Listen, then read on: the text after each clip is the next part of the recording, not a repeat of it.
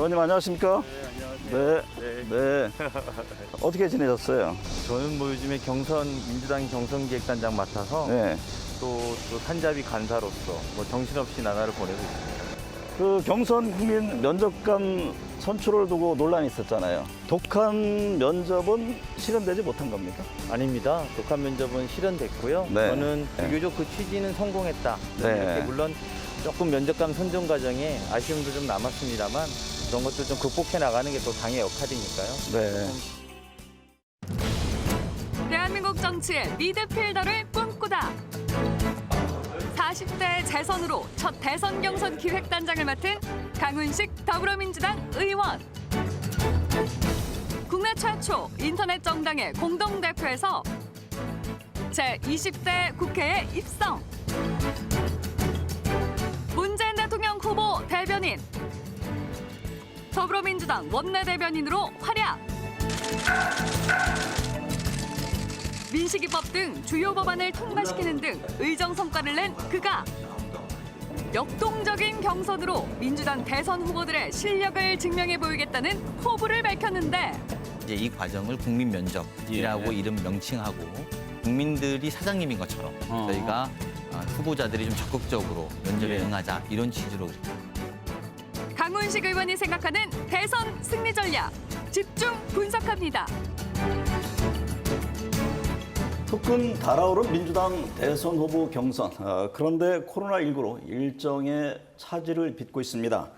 향후 민주당 대선 후보 일정, 또 국민들의 관심을 모을 경선 전략은 무엇인지 대선 경선 기획단장을 맡고 있는 강훈식 의원과 얘기를 나눠보겠습니다. 강 의원님 안녕하십니까? 네, 안녕하십니까? 네. 본경선 지출할 후보 6명이 확정이 됐잖아요. 네. 이제 본격화되고 있는데 코로나19 대유행으로 이게 경선 연기론이 제기가 됐습니다. 네. 당의 방침이 정해졌습니다.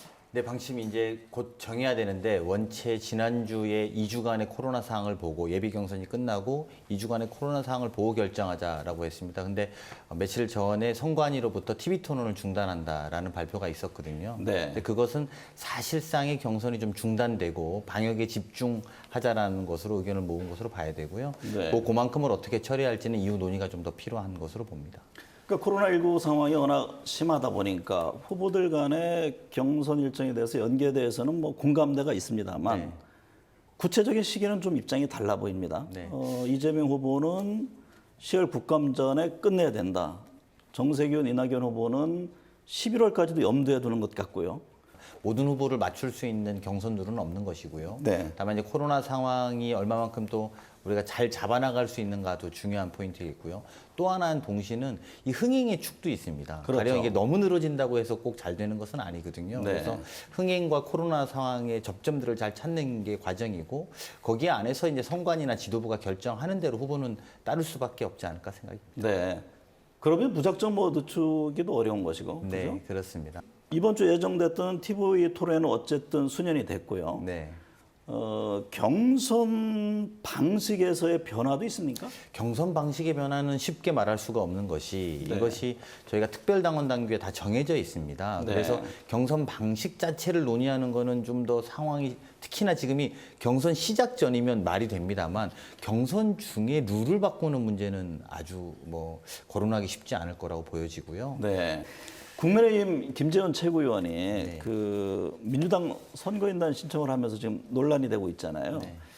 근데 이게 국민 경선의 허점인 것인지 아니면 정치 도의에 어긋나는 것인지 이 점은 어떻게 보고 계세요? 저는 뭐 후자라고 봅니다. 네. 사실은 이게 정당 정치하면서 이게 격언처럼 분노는 하더라도 비아냥거리지 말라는 격언이 있거든요. 네. 남의 당의 민주적인 경선 절차에 정말 비민주적인 비아냥을 한 사례다. 저는 이렇게 생각이 들고요. 네. 물론 그분이 그렇게 한다고 해서 또 멘분이 그렇게 한다고 해서 민주당 경선이 산으로 갈 수는 없습니다. 예비경선 토론회 등을 거치면서요, 뭐 1위 후보인 이재명 대 반 이재명 이 구도가 드러났는데 이게 열기가 고조되면서 상대방을 헐뜯는 이른바 이제 네거티브가 심해지는 것 아니냐. 이 점은 어떻게 보세요?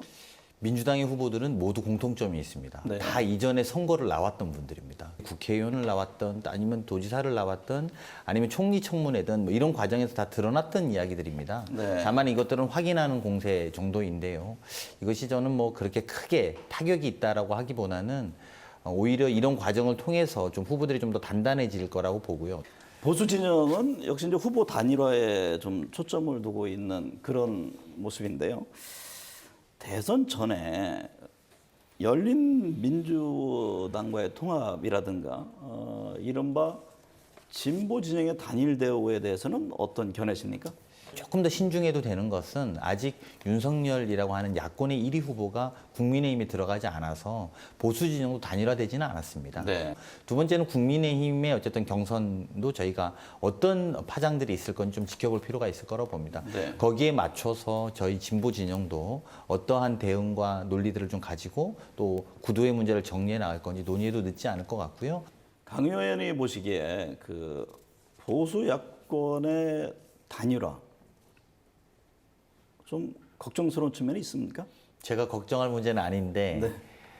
윤석열 후보의 경쟁력 얼마만큼 지탱될 것인가가 네. 저는 그 야권의 시너지의 핵심이 될 거라고 봅니다. 네.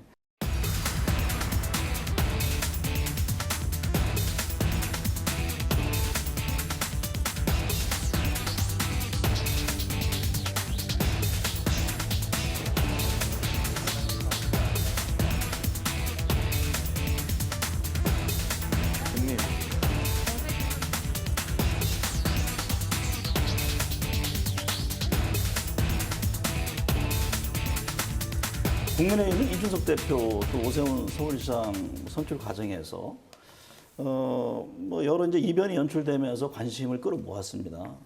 사실 그 대선 후보 경선 역시도 국민들의 관심이 굉장히 중요한데 그와 관련한 어떤 전략이 좀 있으신지?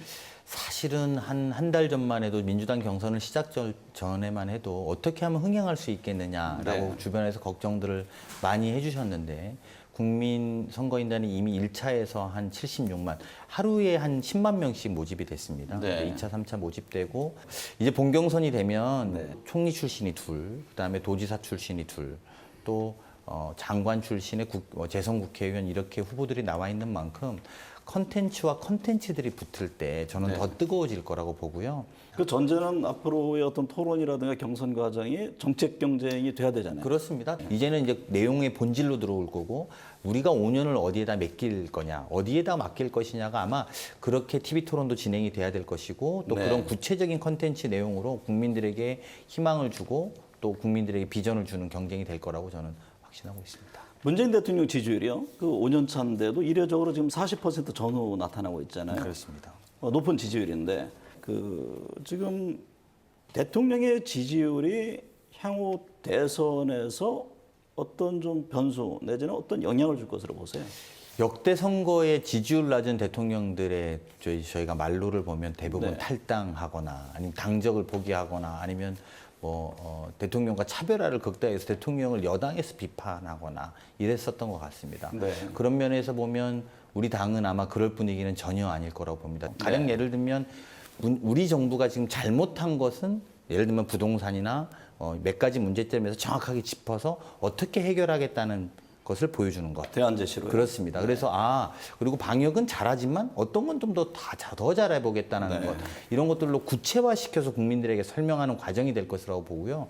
보수 야권 진영을 보면요, 윤석열 전 검찰총장이 여전히 이제 지지율 1위인데 윤 전 총장 외에 뭐 국민의힘에 입당한 최재형 전 감사원장, 김동연 전 부총리 지금 등등이 거론됩니다. 물론 당내에 뭐 다른 주자들도 있고요. 야권의 보수 진영의 대선 구도는 어떻게 전개될 것으로 보세요? 사실은 최재형 후보가 굉장히 일찍 들어가셨거든요. 네네. 저희들의 예상을 다 깨고. 그래서 결국은 국민의힘과 윤석열, 저희 제3지대, 윤석열 또 윤석열 후보 또 안철수 후보 등의 이 제3지대의 단일화의 포커스가 맞춰질 거라고 저희는 생각하고 있고 거기에 대비를 할 계획입니다. 다자구도보다는 양자구도 가능성을 염두에 더 둔 높게 보고 있습니다. 네. 지금으로서.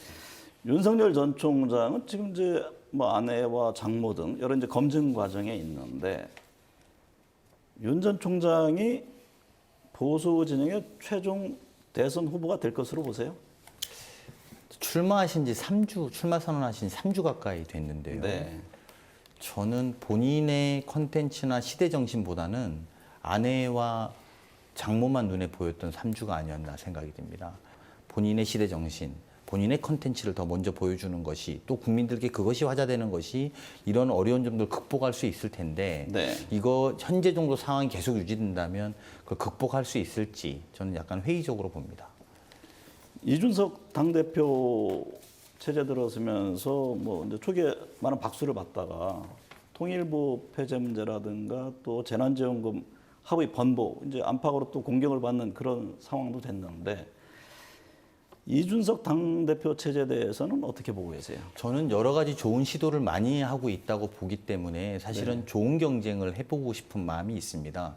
다만 최근에 있었던 이준석 대표의 여성을 편가르기 위해서 여가부 폐지를 주장한다든지 아니면 통일부 폐지를 주장한다든지 좀 사실은 나아가서 블룸버그 통신하고 중국 문제에 대해서 중국 정부가 잔인하다라고 표현했던 지점들은 네. 저는 그렇게 표현할 수 있습니다만 반대로 우리가 수출을 중국에 제일 수출국으로 수출을 제일 많이 하는 나라고 또 우리나라 국민의 3분의 1이 중국에 수출해서 먹고 사는데 그런 경제적인 문제까지 보고 중국의 잔인성을 꾸짖었는지 아무튼 저는 굉장히 회의적입니다. 이번 이제 내년 있을 대선을 앞두고 뭐 정치 교체, 세대 교체 얘기들을 하잖아요. 내년 대선에 어떤 세대 교체라든가 이런 바람이 있을 것으로 보세요? 네, 저는 이준석 대표가 뭐 불붙인 세대 교체의 바람, 또 우리 당에서도 사실은 준비하고 있는 젊은 세대들이 많이 있기 때문에 네. 새로운 세대로 넘어가는 것들은 충분히 가능하다고 보는데요. 다만 그것이 나이가 젊어지는 것이 아니라 새로운 콘텐츠, 새로운 내용, 새로운 시대 정신을 말하는 것이 새로운 세대들의 역할이 아닌가 생각이 듭니다. 대선 경선은 축제의 장이 되어야 한다. 여야 모두가 강조합니다만 현실은 그렇지 못합니다. 각종 네거티브가 난무합니다. 그래서 원칙과 룰이 중요합니다. 국민들로부터 뜨거운 박수를 받는 대한민국의 미래를 논하는 그런 정책 경쟁의 장이 되기를 기대해 봅니다. 오늘 함께해 주셔서 감사합니다. 고맙습니다.